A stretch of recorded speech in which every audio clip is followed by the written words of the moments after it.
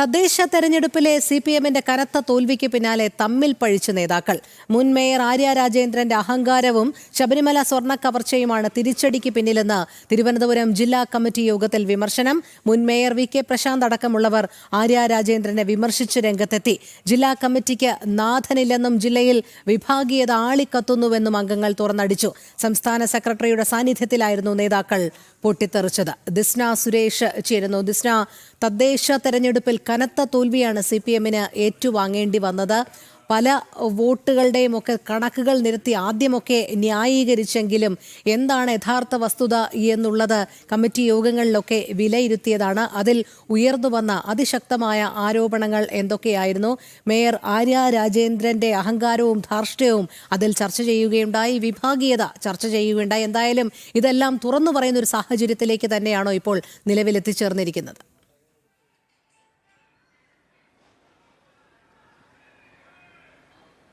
തീർച്ചയായും രോഹിണി, തദ്ദേശ തെരഞ്ഞെടുപ്പിന് ശേഷം വലിയൊരു പ്രഹരം തന്നെയാണ് ഇടത് മുന്നണിക്ക് ഏറ്റത് എന്ന് തന്നെ നമുക്ക് പറയാൻ കഴിയും. ചരിത്രത്തിലാദ്യമായി BJP തിരുവനന്തപുരം കോർപ്പറേഷൻ പിടിച്ചെടുക്കുന്നു. അതോടൊപ്പം തന്നെ ഇടത് കോട്ടകളിൽ ഉൾപ്പെടെ വലിയ രീതിയിൽ ഭൂരിപക്ഷം നേടിയാണ് BJP അധികാരത്തിൽ വരുന്നത് എന്ന് തന്നെയാണ് എടുത്തു പറയേണ്ടത്. ഇത് വലിയ രീതിയിൽ പാർട്ടിക്കിടയിൽ വലിയ ഭിന്നാഭിപ്രായങ്ങൾ രൂപപ്പെട്ടു എന്ന് തന്നെയാണ്. ആദ്യഘട്ടം മുതൽ ശിവൻകുട്ടി ഉൾപ്പെടെയുള്ള മന്ത്രിമാർ ഈ വിജയം അത്തരത്തിലുള്ളൊരു വിജയമല്ല എന്നും UDF-ഉമായി ചേർന്നാണ് BJP-ക്ക് ഇത്തരത്തിലൊരു മേൽക്കൈ ലഭിച്ചതെന്നൊരു ന്യായീകരണവും ഒക്കെയായി വന്നെങ്കിലും CPM ജില്ലാ കമ്മിറ്റിയിൽ വലിയ രീതിയിൽ രൂക്ഷ വിമർശനമാണ് ഉയർന്നു വരുന്നത് എന്നൊരു വാർത്തയാണ് ഇപ്പോൾ പുറത്തുവരുന്നത്. പ്രധാനമായും മുൻ മേയർ ആര്യ രാജേന്ദ്രന്റെ പെരുമാറ്റത്തിനെതിരെ മുൻപും നിരവധി തവണ പരാതി ഉയർന്നിരുന്നു.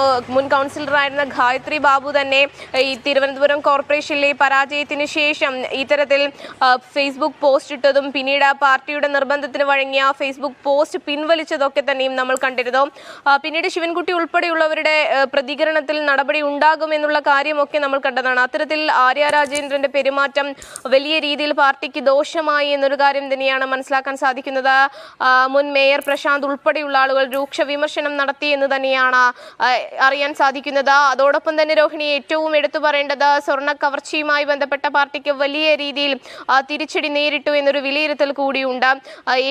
അതായത് ഈ പാർട്ടി നേതാക്കന്മാരോടൊക്കെ ചോദിക്കുമ്പോൾ സ്വർണ്ണക്കൊള്ളയിൽ അവരെ സംരക്ഷിക്കുന്ന നിലപാട് തങ്ങൾക്കില്ല, നടപടി ഉടൻ ഉണ്ടാകുമെന്ന് തന്നെയാണ് മറുപടിയെങ്കിലും പത്മകുമാറിന് ഉൾപ്പെടെയുള്ള ആളുകളെ ഇന്നും സംരക്ഷിക്കുകയാണ് പാർട്ടി എന്നത് നമുക്ക് മനസ്സിലാക്കാൻ സാധിക്കും. എന്തായാലും അതൊക്കെ തന്നെയും വലിയ രീതിയിലുള്ള തിരിച്ചടികൾക്ക് കാരണമായി എന്ന് തന്നെയാണ് യോഗത്തിൽ വിലയിരുത്തിയിട്ടുള്ളത്. അതോടൊപ്പം തന്നെ വെള്ളാപ്പള്ളിയും മുഖ്യമന്ത്രിയുമായി ഉള്ള സമ്പർക്കം, വെള്ളാപ്പള്ളി മുഖ്യമന്ത്രിയുടെ കാറിൽ കയറിയത് ഉൾപ്പെടെയുള്ള കാര്യങ്ങൾ വലിയ രീതിയിൽ യോഗങ്ങളിൽ ചർച്ചയായി എന്ന് തന്നെയാണ് അറിയാൻ സാധിക്കുന്നത്. അതോടൊപ്പം തന്നെ ഈ വെള്ളാപ്പള്ളിയുടെ പല പരാമർശങ്ങളും LDF-ന് വോട്ട് ചെയ്യുന്ന ആളുകളെ ചൊടിപ്പിച്ചു എന്നൊരു കണ്ടെത്തലിലും എത്തിയിരിക്കുന്നു എന്ന് തന്നെയാണ് രോഹിണി മനസ്സിലാക്കാൻ സാധിക്കുന്നത്. ഏറ്റവും എടുത്തു പറയേണ്ടത് തിരഞ്ഞെടുപ്പ് കാലഘട്ടം മുതൽ വലിയ രീതിയിൽ ആര്യ രാജേന്ദ്രൻ പ്രചാരണ രംഗത്തില്ലാത്തതൊക്കെ തന്നെയും വലിയ രീതിയിൽ ചർച്ചയായിരുന്നു എന്ന് തന്നെയാണ്.